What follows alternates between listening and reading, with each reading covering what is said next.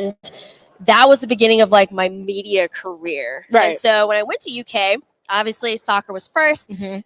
That paid the bills, you know what I'm saying? That paid for everything.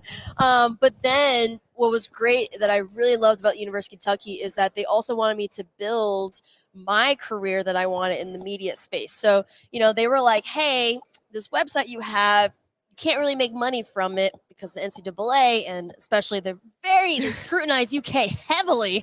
But they were like, how about we instead help you with our athletics program and utilize the media that we have here. So during regular season, focus on soccer, focus on academics. And then after, I did a lot of media work for our basketball team. I did a lot of media work for other sports. And so they really helped to harness and develop kind of the path I am now. And it's full circle because now I help and work with them on building out their gaming programs and initiatives. Sweet. One of the things that I always talk about, and whenever people ask if I miss playing ball and everything, fitness testing.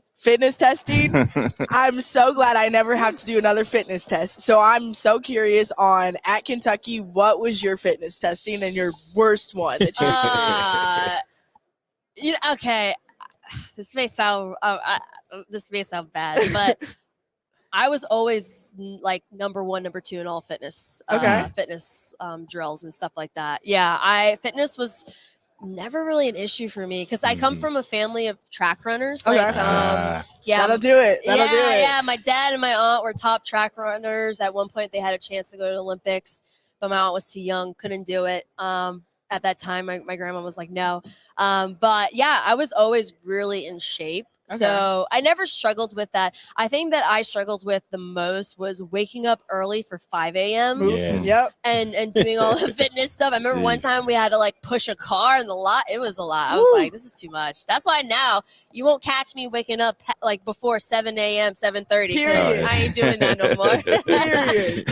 So if you guys are just tuning in, we have a guest on our show, Miss Erin Ashley Simon. She's the co-owner and chief executive officer of the nation's fastest growing gaming organization, XSET. Now, you are one of 2 Black women owners in gaming. Yes. So there's myself, and then there's Nicole LaPointe Jameson, who's the CEO of another gaming organization called Evil Geniuses. And yeah, it really stinks that it's just us two at the top for ownerships and CEO. And of course, there are people who invest into various different gaming organizations, but there's not many of us who not only like own, but we also are the decision makers when it comes to our organizations. Nice. Now, do you guys have a studio, or how does your setup work? Yeah, so our company is Boston based because the founders who created it, they're originally from Boston. And so we have part of our team is in Boston, and then the rest of our team is in LA. I work heavily with our LA team. But we do a lot of cool things. I mean, we work with people like even the sports world. We've done some stuff with like the NFL. Ezekiel Elliott's part of our org. Justin Simmons is part of our org. Nice. There's more NFL players, there's more athletes as a whole who want to get involved with our organization. So we work with them. It could be as simple as like help them like have a cool streaming setup and get them everything they need for that, or doing activations with them and things like that. So we also going to be doing more work in Vegas. Also, since I am also Hispanic, we do plan on doing more within the Latin community as a whole too. Okay, you should look into Kansas City. There's a huge Latin community over in Missouri and also on the Kansas side as well. Yeah, no, I mean I'm open to doing activations and unique opportunities in various different cities. I mean we're doing it in Lexington with the UK. I have to say we do have a few people in esports who may view us as competitors in KC, but hey, I believe that when it comes to creating opportunities in DE&I, that we should all work together. We shouldn't be viewing each other as competitors. So what's your go-to game? Oh, okay. See, you know what? You can't ask that question to a gamer because there's different reasons for different games. Let's see. I play COD a lot. Okay. I play COD. I play a little bit of this game called Valorant. But then I've also been getting into a lot of single player games because they're actually like sometimes I don't want to be like competitive and sweaty. Like I play a lot of first person shooters like that and Fortnite because it's like it's my way of still being competitive because I can't do sports anymore. Right. But I also play like very like simple storytelling games. Like there's one called As Dusk Falls, which is really good. Okay. There's a new game that came out. It's called I think it's called High Rush or Hi-Fi Rush. And apparently everyone's talking like praising it. So that's a game I actually am going to play when I get back home. Nice. So, Okay. of course, they are into the gaming. I'm not so much That's okay. experienced. I want to be. Yeah. So, especially for the shooter games, I get so frustrated because it happens so fast. Next thing I know, I'm killed like 4 times, right?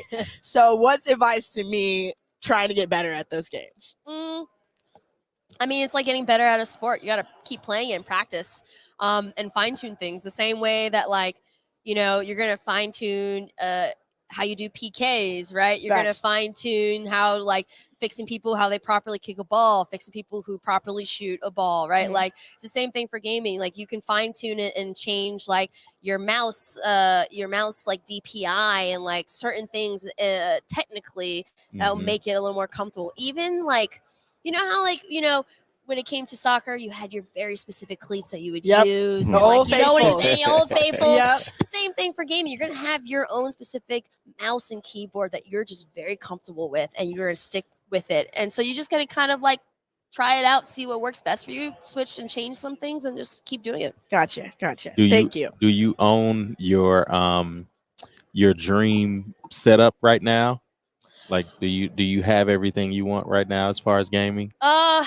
No. But I don't know. I don't want to set up my dream setup yet because I want to do it once I own a house instead of, you know, having an apartment and moving and, you know, having to, I mean, I had to bring a whole PC from the East Coast to the West Coast, and that was even scary in itself, right? So I don't want to lug anything else if I have to go, you know, back and forth as often. But I do want a dream setup. But also I'm very different too. I'm okay with a simple setup. I think for me, when I get a house, I actually want like a really nice refrigerator. I want a nice a bidet. Yes. Water heaters, all that, like that's the stuff I want like souped up. You know, No, PC, I just want the bare minimum. It's all right. No, and it's funny to see how gamers are very different, whether it's on consoles, whether it's on computers, and then just to see, because, you know, we see all of the different setups, whether you run through Twitch or, you know, whatever your thing is. So it's fun to see the different setups that everyone has and the different personalities in that. What age should folks get into gaming, like kids?